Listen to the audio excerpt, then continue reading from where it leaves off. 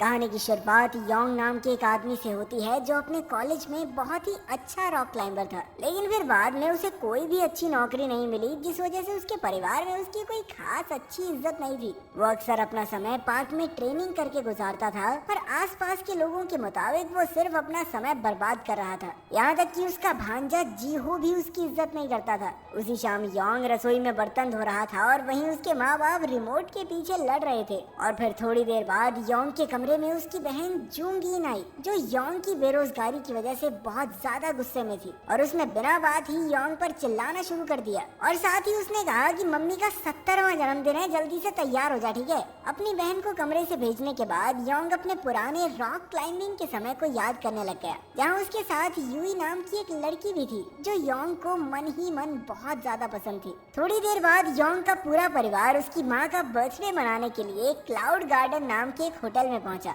जहां उसके सभी रिश्तेदारों ने योंग से उसकी नौकरी के बारे में पूछना शुरू कर दिया। पर योंग का जवाब था कि राजा भी कभी नौकरी करते हैं, मैं तो सारा टाइम खाता हूँ, पीता हूँ और सोता हूँ बस। पार्टी के दौरान अचानक से योंग की नजर यूई पर पड़ी, जो उसी होटल में काम करती थी। जिसके बाद वो दोनों बातें करने के लिए बाहर चले गए, जिस पर यूई ने उसे बताया कि वो इस होटल की असिस्टेंट मैनेजर है। लेकिन फिर जब इसके बाद बात निकल के आई कि योंग क्या करता है, तो उसने अपनी काबिलियत की झूठी कहानियां बना दी। उसने कहा कि मैं तो एक बहुत बड़ी कंपनी का डायरेक्टर हूँ, लेकिन यूई को उसकी इस बात पर विश्वास नहीं हुआ। खैर फिर योंग ने उसे उनकी पिछली मुलाकात के बारे में याद दिलाया, जहाँ योंग ने उससे डेट पर चलने के लिए पूछा था, जिसके लिए यूई ने साफ इनकार कर दिया था। अब योंग इतना कर कहने लगा कि दिल तोड़ दिया, मुझे छोड़ दिया, कोई बात नहीं, मेरी जिंदगी माइंड ब्लोइंग चल रही है, मुझे कोई प्रॉब्लम नहीं है तेरे आने जाने से। लेकिन यूई को उसकी इस बात पर भी भरोसा नहीं हुआ। होटल में पार्टी अभी भी चल रही थी और योंग को जबरदस्ती अपने रिश्तेदारों से मिलना पड़ रहा था। उसी वक्त शहर की सड़कों पर एक ट्रक कई सारे टैंक्स लेकर चल रहा था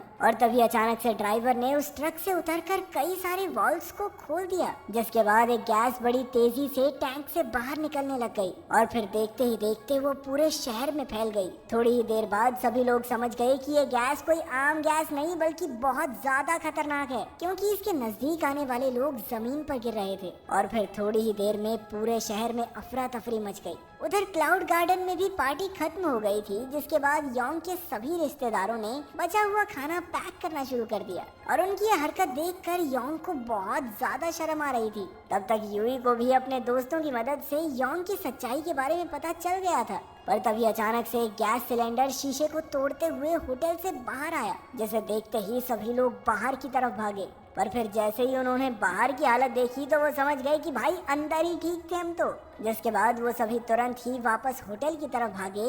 पर तभी योंग के भतीजे जीहो ने उसे अपनी माँ के बारे में बताया, जो इस वक्त एक गाड़ी के अंदर थी। योंग ने तुरंत अपनी बहन को होटल में वापस आने को कहा, पर जैसे ही जूंगिन गाड़ी से बाहर निकली तो गैस ने उसे चारों तरफ से घेर लिया। जिसके बाद योंग अपनी बहन को उठाकर होटल में ले आया, पर अब जूंगिन को सांस लेने में बहुत ज्यादा तकलीफ हो रही थी और साथ ही उसके पूरे शरीर पर जलने के निशान आ गए थे। उधर जैसे ही यूई और योंग ने खिड़की की तरफ देखा तो वो समझ गए कि गैस धीरे धीरे ऊपर की तरफ बढ़ रही थी। इसलिए योंग ने सभी लोगों को छत पर जाने को कहा, लेकिन शुरुआत में किसी को भी उसकी बात पर यकीन नहीं था। पर तभी उन सबके फोन में एक मैसेज आया, जिसमें उन्हें छत पर चढ़ने के लिए कहा गया था। जिसके बाद सभी लोग होटल की छत की तरफ भागने लगे, पर वहां पहुंचकर उन्होंने देखा कि छत का दरवाजा तो बंद है और उसकी चाबी रखी है पहले फ्लोर पे और फर्स्ट फ्लोर तो अब पूरी तरह गैस से भर चुका था।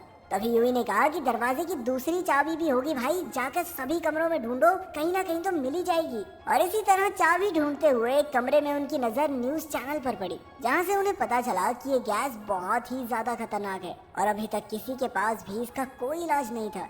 पर वहीं एक अच्छे मास्क का इस्तेमाल करके 15 मिनट के लिए खुद को बचाया जा सकता है। दूसरी तरफ सरकार ज्यादा से ज्यादा लोगों को बचाने के लिए हेलीकॉप्टर की मदद से रेस्क्यू ऑपरेशन चला रही थी। न्यूज सुनते ही सभी लोग चाबी के साथ साथ मास्क भी ढूंढने लगे। पर तभी योंग को आइडिया आया कि वो लोग छत के दरवाजे को बाहर से भी तो खोल सकते हैं। यहाँ तक पहुँचने के लिए वो अपनी रॉक क्लाइंबिंग की काबिलियत का इस्तेमाल कर सकता था और इस सब के लिए उसने यूई को एक रस्सी का इंतजाम करने को कहा।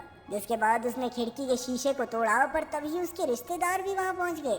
उन्होंने उसे रोकने की काफी कोशिश की, लेकिन योंग ने बिना किसी की सुने सामने वाली बिल्डिंग पर छलांग लगा दी। अब तक यूई समझ गई थी कि योंग किसी की नहीं सुनने वाला और इसीलिए उसने अपना रॉक क्लाइंबिंग का सामान योंग को पकड़ा दिया। जिसके बाद वो धीरे धीरे अपनी मंजिल की तरफ बढ़ता रहा, जहाँ एक और उसके सारे रिश्तेदार काफी ज्यादा डरे हुए थे, पर वहीं उसका एक भाई उसकी इस बहादुरी का लाइव टेलीकास्ट कर रहा था। उधर योंग अपनी मंजिल के काफी करीब पहुंच गया था, पर रस्सी छोटी होने की वजह से वो आगे नहीं बढ़ सकता था और इसलिए उसने बहादुरी दिखाते हुए रस्सी को वहीं पर छोड़ दिया। वो जानता था कि उसकी एक गलती की वजह से अब उसकी जान भी जा सकती है, पर वो काफी ध्यान से आगे बढ़ता गया। पर तभी जो शेर का दांत उसने पकड़ा हुआ था वो अचानक से टूट गया, जिस वजह से योंग नीचे गिरने ही वाला था, पर तभी वो खुद को संभालते हुए आखिरकार छत पर चढ़ ही गया। जिसके बाद उसने दरवाजा खोलकर अपने सभी रिश्तेदारों को ऊपर बुला लिया। अब उनका काम था हेलीकॉप्टर का ध्यान अपनी तरफ खींचना, पर उनकी लाख कोशिशों के बाद भी पायलट की नजर उन पर नहीं पड़ी। तभी यूई को एक आइडिया आया और उसने सभी को अपने फोन की लाइट निकालकर आसमान की तरफ मदद का इशारा करने को कहा। दूसरी तरफ पुलिस ने इस गैस को छोड़ने वाले आदमी को पकड़ लिया था। असल में वो आदमी एक बायोटेक कंपनी का डायरेक्टर था और कंपनी से निकाले जाने के बाद उसने अपना बदला लेने के लिए इस गैस को शहर में छोड़ा था। काफी कोशिशों के बाद भी अब तक किसी भी पायलट का ध्यान उनकी तरफ नहीं पहुंचा था, जिसके बाद उन्होंने अपने प्लान को बदलते हुए लाउड स्पीकर से मदद मांगना शुरू कर दिया। लेकिन इसका भी कोई खास फायदा नहीं हुआ। पर तभी यूई को एक नया आइडिया आया और उसने होटल के एड बोर्ड्स को ऑन ऑफ करके पायलट्स का ध्यान खींचने की कोशिश की। आखिरकार पायलट्स की नजर उनके ऊपर पड़ ही गई, जिसके बाद एक हेलीकॉप्टर ने होटल की छत के ऊपर एक रेस्क्यू केज भेजा। जल्द ही सभी लोगों ने एक एक करके उस पर चढ़ना शुरू कर दिया, लेकिन जब तक योंग और यूई की बारी आई तब तक वो केज ओवरलोड हो चुका था। योंग ने यूई की तरफ इशारा करते हुए कहा कि अरे भाई इसको तो ले जाओ, लेकिन रेस्क्यूअर ने कहा कि अब उनके पास लिमिट फुल हो चुकी है, जिसका सीधा मतलब ये था कि अब उन दोनों को वहीं खड़े होकर अगले हेलीकॉप्टर का इंतजार करना होगा। पर थोड़ी देर बाद ही वो दोनों समझ गए कि वो यहाँ रहकर तो जिंदा नहीं बच पाएंगे, इसलिए उन्होंने वहाँ से निकलने का फैसला किया, जिसके लिए सबसे पहले उन्होंने जरूरत का सामान उठाया और फिर अपने आप को पूरी तरह से ढककर वो होटल से निकलकर एक स्पोर्ट्स कॉम्प्लेक्स में पहुंच गए, जहां कुछ मिनटों के लिए आराम करने के बाद उन्होंने कुछ डंबल्स को एक रस्सी से बांधकर दूसरी बिल्डिंग की छत पर फेंक दिया। इसकी मदद से वो अपने लिए एक रास्ता बनाना चाहते थे, जिसके बाद यूई ने बहुत ही हौसले के साथ कहा कि पहले मैं जाऊंगी। यूई के हल्के वजन के बावजूद भी वो डंबल उसका भार नहीं उठा पा रहा था और बीच रास्ते में ही वो नीचे गिरने वाली थी, लेकिन फिर भी जैसे तैसे वो दूसरी तरफ पहुंच ही गई।